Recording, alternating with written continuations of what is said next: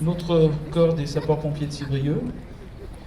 Nous avons également l'adjudante Candice Banette, pompier à Trévoux, les sapeurs-pompiers volontaires retraités, les enfants, instituteurs et la directrice de l'école Victor Hugo, et vous tous ici présents.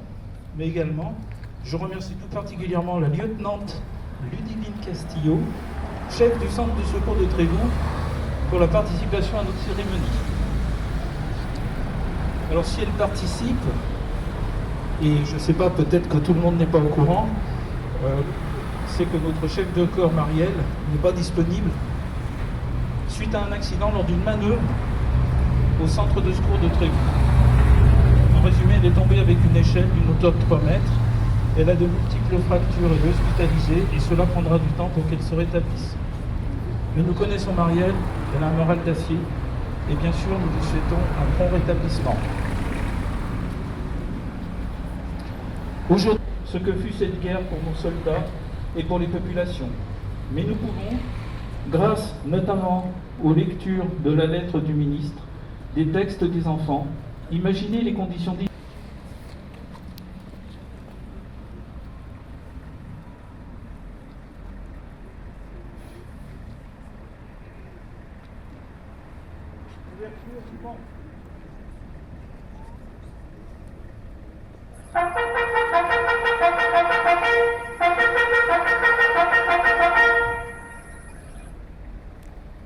Donc les enfants de l'école vont vous lire quelques textes qu'ils ont choisis. Voilement aux airs de la ligne d'argent, où le soleil de la montagne fière, lui, c'est un petit val qui mousse de rayons. Un soldat jeune, bouche ouverte, tête nue, il a nu baignant dans le frais de son but. Dort, il est étendu dans l'herbe, sous la nuit, pâle dans son hiver où la lumière couche. Les pieds dans les glaïeuls, il dort. Souriant comme sourirait un enfant malade, il fait un son. Nature, berce le chemin, il a froid.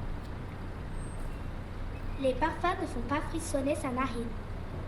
Il dort dans le soleil, la main sur sa poitrine, tranquille.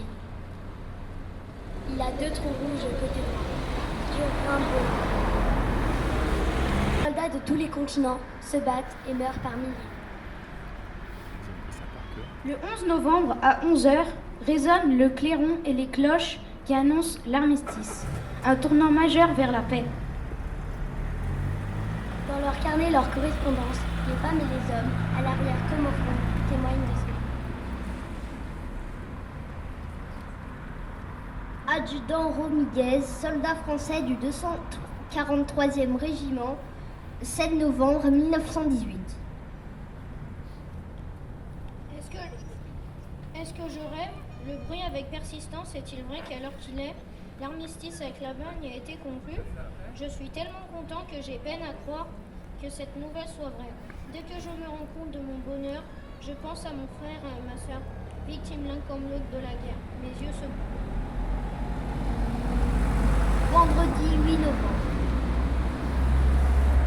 Hier, je croyais que la guerre n'était plus qu'un vieux cauchemar. Aujourd'hui, je me rends compte que je me faisais des illusions. La lutte va continuer. On va brûler de la poudre et verser encore du sang. Le 11 novembre 1918.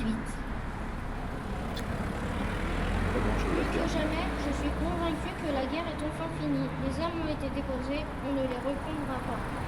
J'ai encore beaucoup de papier à noircir, mais fini le roulement des marmites, le sifflement des balles.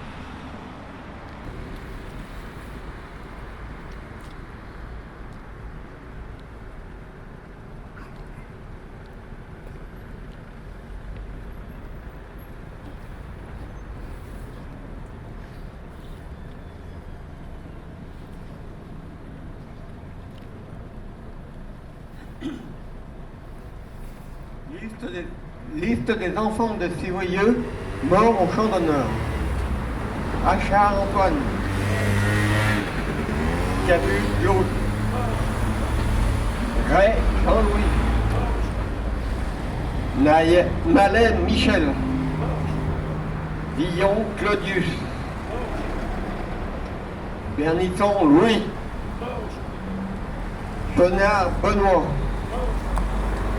Crozet Jean-Marie. Colas Marius.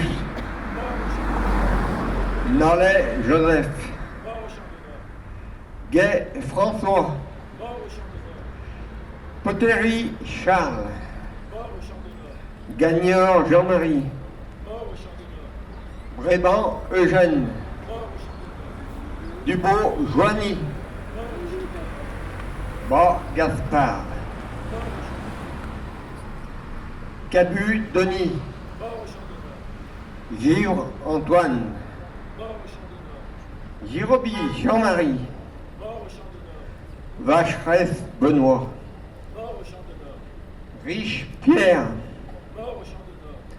Vacheresse Pierre. Dumont Louis. Achat Louis. Bernisson Charles. Chapelard Jules. Nollet Claude. Perrier Étienne. Chappet Jean.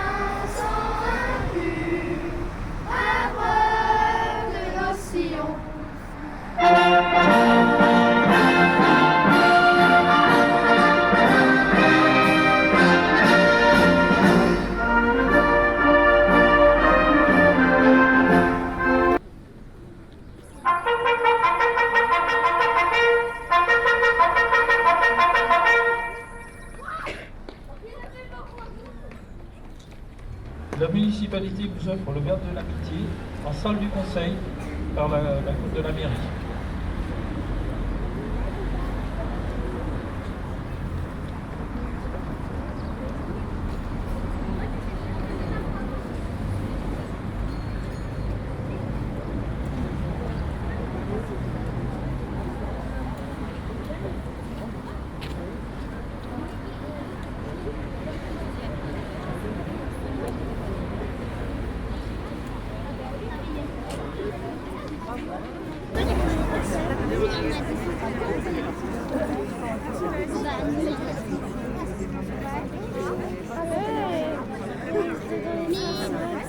C'est pas terminé. C'est pas terminé, pourquoi? Oui, moi je crois que c'est... Ouais.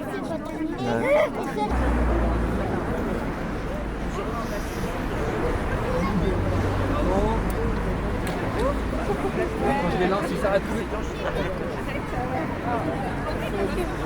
Là, il y a quelque chose.